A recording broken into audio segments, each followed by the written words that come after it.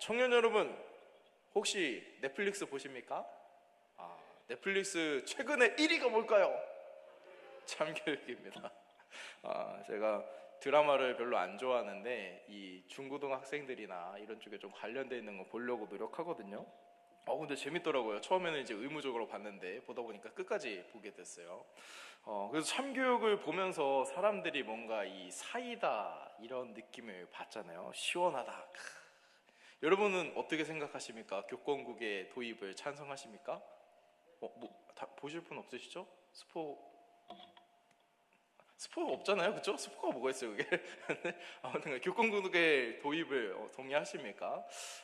사람들이 참 이런 드라마를 보면서 참 재밌어하고 또 전 세계적으로 지금 그래도 1위를 막 찍고 있고 이렇게 하는 것 자체가 사람들이 굉장히 이렇게 뭔가 참교육하고 정의를 구현하고 공의가 드러나는 그런 일들을 하는 것을 좋아한다는 걸 볼 수 있어요. 그래서 예를 들어서 학교폭력 가해자가 뭐 이렇게 아무도 일리지 않아가지고 모르는 채로 이렇게 막 지나가다가 그게 나중에 커가지고 막 연예인이 됐는데 까발려져서, 여러분 얼마나 흥미진진해요. 여러분이 저를 이렇게 쳐다보고 있는 게 참 오랜만인데요.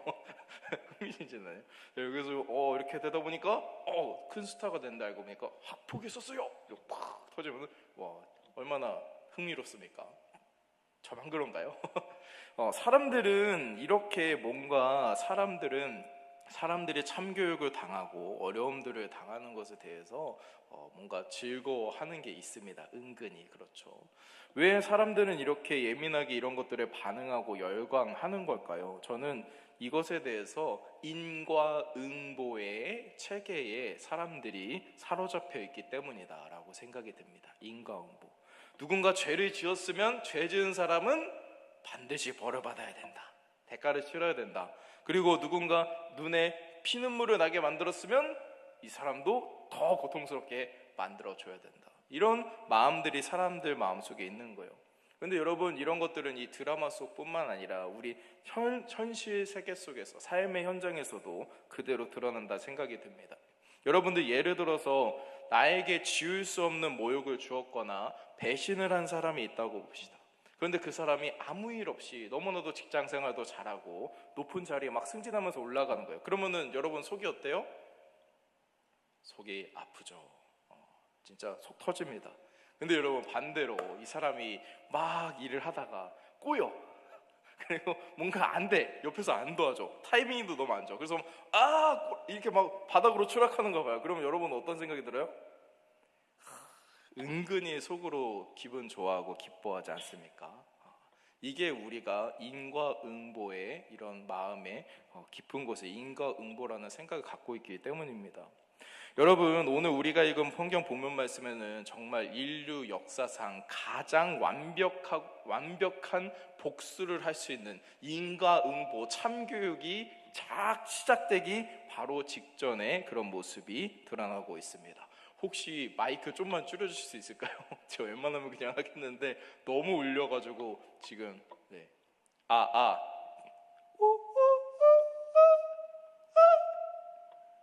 요 헤르츠에서 하울링도 그렇죠? 됐습니다. 들리나요? 너무 줄였나? 들려요? 네. 그래서 여러분, 이런 뭔가 이렇게 오늘 본문 말씀에서 사람들이 느끼지 못할 만큼 정말로 인류 역사상 대박 날 정도의 큰 복수가 가능한 상황이 열리게 됩니다. 너무 줄이신 것 같은데요. 그 사이 좀 부탁드리겠습니다. 네. 그런데 이 본문에 등장하는 본문에 등장하는 좀 더 올려주셔야 됩니다. 좀만 더요. 헤이. 네, 됐습니다. 딱 좋아요. 네, 가겠습니다. 죄송합니다. 제가 웬만하면 잘 안 이러는데 너무 울려가지고 좀 말씀드렸습니다. 이 세상 최고의 복수의 상황, 그 상황이 누구입니까? 이 요셉 이야기에서 등장을 합니다. 여러분, 요셉이 지금까지 있었던, 이제 요셉의 마무리로 들어가고 있잖아요. 요셉이 지금까지 있었던 얘기들 생각해보면 10대 1로 형들한테 이렇게 왕따를 당해가지고 구덩이에 던져지질 않나, 그리고 노예로 팔려가질 않나, 거기서 억울하게 감옥에 갇히질 않나? 그게 몇 년이 걸렸죠? 제가 계속 얘기했었는데 몇 년 동안이나 이런 힘든 일을 겪었죠? 무려 22년입니다. 투투 22년 동안이나 그렇게 고통을 받았던 거예요. 그렇게 형들 때문에 피눈물 흘리고 너무나도 고통을 많이 받았는데 지금 오늘 본문 말씀에 와서 어떻게 돼 있어요? 형들이 지금 배고파서 먹을 게 없어서 내 앞에 이렇게 엎드려가지고 내 얼굴도 무서워서 쳐다도 못 보고 막 빌빌 기고 있는 겁니다. 여러분들 드디어 이제 요셉이 하나님께서 이렇게 총리까지 세우셨잖아요. 드디어 이제 요셉이 참교육할 수 있는 딱 그 시기가 온 겁니다. 요셉이 손가락 까딱 한번 하거나 바로 죽일 수도 있는 거고, 심지어는 더 나아가서 여기 저기 가나안에 가문이 있다는데 멸절시켜버려. 이 말 한마디 하면은 애굽의 군사들이 가서 그냥 야곱의 모든 족보의 사람들이 다 죽을 수도 있는 그런 복수를 할 수 있는 완벽한 기회가 온 거예요.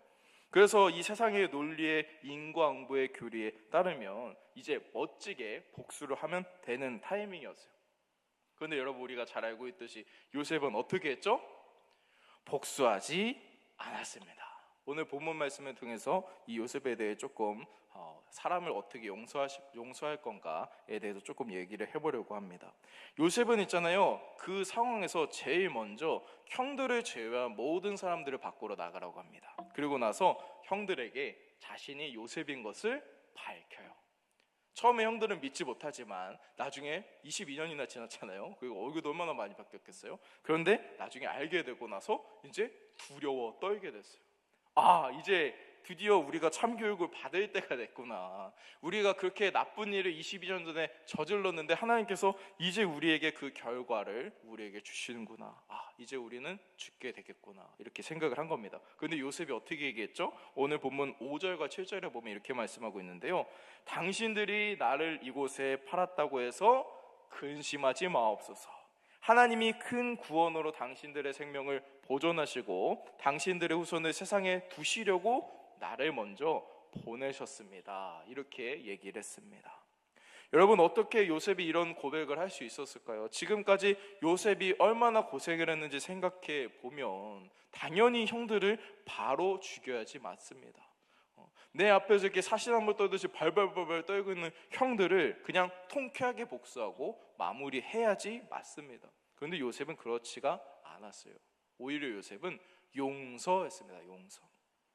여러분, 우리 안에도 요셉과 같은 용서가 있습니까? 우리는 보통 관계 안에서 배신을 당하거나 깊은 상처를 받으면 어떻게 반응하십니까? 겉으로는 요즘에 많이들 그러는 것 같아요. 겉으로는 아무렇지 않은 척 하는데 속으로는 엄청난 증오와 분노를 품고 살아갑니다. 용서했다고 말을 하는데 사실은 마음속에 그 용서가 안 돼가지고 계속 품고 있다는 거죠. 그러다가 그래도 내가 교회 다니니까 참아야지, 그래도 내가 좀 더 성숙한 사람이니까 참아야겠다 이러면서 그냥 됐어 이렇게 용서하는 경우들이 굉장히 많이 있습니다.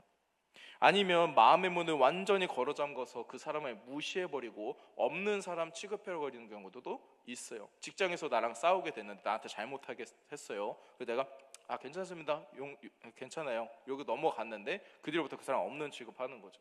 내 마음을 아예 닫아버리고 내 마음이 상처받지 않기 위해서 그런 용서를 하는 경우들도 최근에 참 많이 있는 것 같습니다. 근데 여러분, 그런 용서가 참된 용서일까요? 아니라는 겁니다. 그러면 요셉은 어떤 방식으로 참된 용서를 할 수 있었을까요? 요셉은 형들이 저지른 잘못에 시선을 고정하지 않았다라고 말씀드리고 싶습니다. 여러분, 서로 싸워가지고 문제가 돼서 나한테 잘못했어요. 근데 어떻게 이 사람을 바라보지 않고 용서를 할 수 있을까요? 요셉은 있잖아요, 하나님의 섭리, 하나님의 뜻을 바라보면서 용서를 했습니다. 자, 다시 나랑 문제가 됐던 사람이 있는데 그 사람의 잘못이나 죄 그리고 잘못을 따지면서 용서를 하는 게 아니라 내가 그 부분은 이렇게 돼서 이렇게 됐으니까 내가 용서해 줄게, 이게 아니라 하나님의 섭리와 뜻을 바라보면서 이 사람을 용서했다는 겁니다. 하나님께서 당신을 통해서, 당신이 나한테 잘못했지만 당신을 통해서 하나님께서 이루고자 하는 섭리가 있습니다. 그러니까 저는 괜찮습니다. 당신들이 나를 버리고 죽이려고 했지만 하나님께서 당신들을 구원하기 위해서, 야곱의 가문을 이어가기 위해서 이 땅에 나를 보내신 것입니다. 이런 태도로 용서를 했다는 겁니다. 그래서 여러분, 요셉은 형들 때문에 형들이 나 팔아먹어서 인생 꼬였네, 22년 지나고 내 청년 시절 다 지났네, 이렇게 생각하지 않았어요. 하나님이 나를 당신보다 먼저 보내신 것은 당신들을 구원하기 위함이다, 이렇게 하나님의 섭리를 먼저 바라봤다는 거예요. 여러분, 이것이 진정으로 용서할 수 있는 비결입니다. 여러분, 솔직히 열받고 좀 짜증나는 사람 하나씩 있죠. 관계가 꼬이고 진짜 화나고 어떻게 보면 아까 말했던 것처럼 잘못되면 꼬신 그런 사람들 있잖아요. 그런 사람들을 우리가 용서했다고 생각하지만 사실은 참된 용서를 못한 경우도 많이 있어요. 근데 참된 용서를 하기 위해선 그 사람을 통해서, 그 안 좋은 일을 통해서 나에게 하나님께서 무엇을 하길 원하시는 걸까? 하나님의 섭리는 무엇일까? 이런 생각을 먼저 해본다면 우리가 용서할 수 있을 줄로 믿습니다. 우리가 알잖아요. 시간 지나고 나서 뒤돌아보면 하나님께서 이렇게 하시려고 지금 이 사람이랑 나랑 관계를 이렇게 하셨나 보다.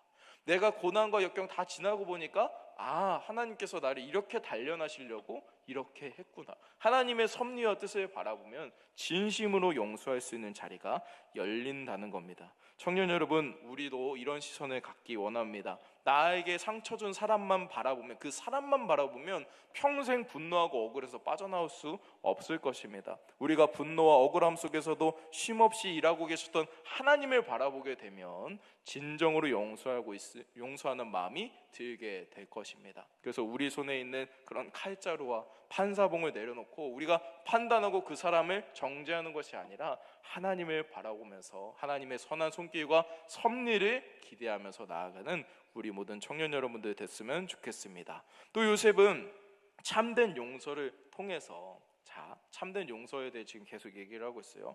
참된 용서를 통해서 감정적인 용서를 넘어서서 상대방의 생명과 신앙까지 책임지는 그 자리까지 나아갔습니다. 여러분, 하나님의 뜻을 바라봤어요. 그래, 하나님께서 이렇게 하셔서 당신을 사용하신 것, 내가 진심으로 당신을 용서합니다 라고 마음이 정해졌어요. 근데 여기서 더 나아가서 이 사람이 잘 되도록 도와주는 거예요. 심지어는 요셉 같은 경우에는 그 사람들이 살 수 있도록 생명을 책임져 주는 일을 합니다. 오늘 본문 10절 말씀에 보면 이렇게 말씀하고 있는데요, 아버지의 아들들과 아버지의 손자들과 아버지의 양과 소와 모든 소유가 고센 땅에 머물며 나와 가깝게 하소서, 이렇게 얘기를 하면서 가나안 땅에 지금 기근이 있으니까 거기서 벗어나서 이 애굽 땅, 고센 땅으로 오세요 라고 초청하는 걸 볼 수 있습니다. 여러분, 요셉은 자신을 노예로 팔았던 형들의 잘못을 용서하는 것에서, 감정적인 용서하는 것에서 멈추지 않았습니다. 요셉은 한 걸음 더 나아가서 자신의 형제들을 포함해서 그 아들들까지, 손자들까지 다 합쳐가지고 무려 70명이나 되는 사람들의 생명을 내가 책임지겠다라고 약속해 주었습니다. 원수 같은 사람들의 생명, 삶을 지켜주겠다고 약속했다는 겁니다.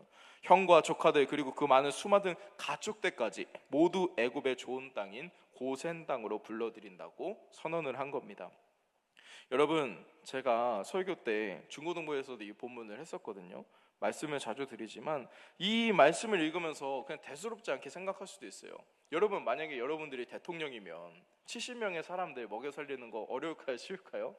우리 지금 시대는 어려울 수도 있겠지만 당시 왕으로 생각하고 당시 애굽 총리로 생각하면 너무나 쉬운 일이었어요. 아무리 기근이 있어도 70명 정도 그냥 가서 먹고 살 수 있게 다 제공해 주세요. 얼마나 쉬운 일이었겠습니까? 근데 여러분, 사실 본문을 자세히 보면 그게 엄청나게 위험하고 어려운 일이었다는 것을 알 수 있습니다. 여러분, 아무리 요셉이 애굽의 총리였다고 해도 야곱의 가족들이 다 같이 애굽 땅으로 이주해 오는 것은 조금 다른 문제였어요. 여러분, 애굽인들은 이 가나안에서 양을 치고 소를 치는 이런 사람들을 싫어했습니다. 목자들을 혐오했어요. 목축업하는 사람들을 혐오하는 사람들이 사는 나라에 목축업하는 사람들이 들어오는 거예요. 여러분, 여기서 갈등이 생길 수도 있을까요? 없을까요? 생길 수도 있다는 겁니다. 아니, 우리 난민들이나 이런 사람들 그냥 데리고 들어오세요. 많은 의견이 있지 않습니까? 그냥 요셉의 가족들 들어오세요, 이게 아니고 목축업하는 가나안 땅에서 정말 좀 속된 말로는 떠돌이 생활하는 거지 같은 그런 그냥 시골 동네에 사는 그런 사람들 와가지고 이주해서 산대요. 저는 반대합니다. 충분히 이렇게 정치적으로 문제가 될 수 있는 상황이었어요. 그리고 무엇보다 여러분, 요셉이 애굽의 1인자는 아니었어요. 1인자 누구죠? 바로 왕이란 말이에요. 바로 왕이 어떻게 반응할지 모르는 상황 가운데서 자기가 먼저 선포를 해버렸어요. 정말 어쩌면 자신의 지금까지 쌓아왔던 이 총리의 자리가 날아갈 수도 있는 상황이었다. 저는 이렇게 생각합니다. 바로 왕이 정치적으로 어떻게 반응할지, 그리고 사람들이 어떻게 나올지 모르는 상황 가운데서, 정말로 리스크가 큰 상황 가운데서 이 요셉은 용서하는 것을 넘어서 너의 생계까지도 책임지겠다라고 선포했다는 겁니다. 청년 여러분, 우리 같이 믿는 사람들은 세상의 사람들이 하는 용서와 그 수준에서 머물러서는 안 됩니다. 용서하는 것을 넘어서서 내 마음에 상처 주고 나를 힘들어했던 사람들에게 잘 되도록, 심지어는 그 사람들이 신앙을 가질 수 있도록, 생명으로 돌아올 수 있도록 하는 그런 마음가짐이 필요한 겁니다. 여러분, 예를 들어서 여러분을 해코지하는 사람들이 있어요. 근데 여러분, 복수를 하지 않고 용서를 해줬습니다. 그리고 그 사람이 계속 잘 될 수 있도록 도와줘요. 그럼 그 사람이 좀 이상한 사람이 아닌 이상은 무슨 생각을 할까요? 아니, 내가 잘못했을 때도 용서해주고, 내가 지금 이렇게 막 하는데도 이 사람은 정말 한결같이 나한테 이렇게 왜 잘해주는 걸까? 이런 마음 갖지 않겠습니까? 그럴 때 이제 뭐 하면 됩니까? 복음을 전하면 됩니다. 그 사람의 영원한 생명까지도 책임지는 태도로 용서해야 된다는 겁니다. 여러분, 요셉처럼 내 삶의 자리에서 큰 리스크를 끌어안으면서까지 상대방의 영혼과 생명까지도 책임지는 그런 헌신과 용기, 용서가 우리에게 필요한 줄로 믿습니다. 여러분, 이 일이 있은 뒤에 요셉의 가족들이 이 애굽 땅에 오게 된다는 것을 바로 왕도 이제 듣게 됐어요. 자, 드디어 이제 결정이 되는 거죠. 만약에 바로 왕이 무슨 소리 하는 거야, 내 허락도 없이 다른 데 민족이 들어온다고? 이렇게 되면 이제 난리 나는 거죠. 근데 참 놀랍게도 하나님께서 이미 다 준비하고 계셨어요. 하나님의 섭리를 바라보던 요셉이지 않습니까? 하나님의 섭리대로 너무나도 술술술 잘 풀려가요. 심지어는 오늘 제가 성경 본문의 제목으로도 했지만 애굽의 왕실 수레까지 내줬습니다. 애굽의 왕실 수레. 여러분, 수레 하면은 무슨 장면이 떠오르십니까? 수레가 뭘까요? 저는 그냥 수레라는 말을 들으면은 소 달구지 이런 거 생각나요. 그쵸? 뭔가 소 뒤에 이렇게 달아가지고 끌고 다니는 거 있잖아요. 그런 게 생각나는데, 지금 여기서 말하고 있는 수레는 그런 게 아닙니다. 애굽 왕실의 수레예요. 엄청난 이런 군사 병기이면서 동시에 엄청난 부와 명예를 드러내는 상징으로 사용됐던, 지금은 좀 별거 아닌 것 같지만 그 당시에 최고의 기술력이 다 들어가 있는 엄청난 최신 시대의 수레인 겁니다. 그거를 줬다는 것 자체가 엄청난 일인 거예요. 여러분, 사실은 이 야곱의 가족들은 이 수레 자체를 못 봤을 거라 저는 좀 생각이 됩니다. 왜냐면은 그 사람들은 다 산악지형에서 살았잖아요. 들에서, 산에서, 길도 없는 곳에서 그냥 정처 없이 떠들면서 살았단 말이죠. 그런 곳에서는 수레가 있을 수가 없잖아요. 차라리 발로 이동하는 게 훨씬 편하기 때문에. 그런데 이 애굽에는 수레가 있었어요. 길이 잘 닦여 있고 멋있게 타고 다닐 수 있는 이 수레가 있다는 거죠. 근데 이 수레를 가지고 이 바로 왕이 가져가서 너희 가족들, 너희 아버지 모셔와라, 이렇게까지 자비를 베풀었다는 겁니다. 여러분, 복수를 내려놓으니 하나님께서 애굽의 왕실 수레를 허락하신 것입니다. 사랑하는 청년 여러분, 우리는 인과응보의 원리가 지배하는 세상 속에서 살아가고 있어요. 우리 믿는 사람들이 이런 생각 많이 하지만 안 믿는 사람들은 다 인과응보의 교리에 살아갑니다. 참교육 당해야죠, 당연히. 혼날 짓 했으면 혼나야죠. 잘못했으면 벌을 받아야죠. 맞습니다. 법적인 범위 안에서는 그래요. 그런데 거기서 더 나아가서 사적 제재를 하고 더 복수를 강하게 해서 원래 법적인 책임보다 더 고통스럽게 하려는 마음들이 우리 안에 솔직히 있지 않습니까? 그런 마음들이 혹시 우리 안에 있다면 내려놓길 원합니다. 우리의 마음속에 그런 분노와 증오심을 내려놓고 참된 용서의 자리로 나아가기 원합니다. 감정적인 용서를 위해서는 하나님의 섭리를 바라보시고 그 사람의 죄와 잘못 그 자체가 아니라 하나님이 이끄심과 섭리하심을 바람으로 용서의 자리로 나아가시고 거기서 멈추지 마시고 더 나아가서 생명을 책임지는 자리까지 그 사람이 진짜 잘 되기를 바라는 마음으로 축복하는 마음으로 나아가는 용서의 자리까지 나아가기 원합니다. 그럴 때 하나님께서 애굽 왕실의 수레를 허락하셨던 것처럼 우리의 삶을 변화시켜 주시고 영광의 자리로 이끌어 주실 것을 믿습니다. 할렐루야. 그래서 여러분 용서 못할 만한 사람이 있으시죠? 설교하고 있는 저도 있습니다. 제가 맨날 지금 중고등부 때도 가끔 얘기하는데 한 명 있어요. 한 명 있습니다. 3명 있었는데 2명 용서했어요. 2명 용서했거든요. 근데 한 명 있어요. 한 명 지금 안 돼 있어요.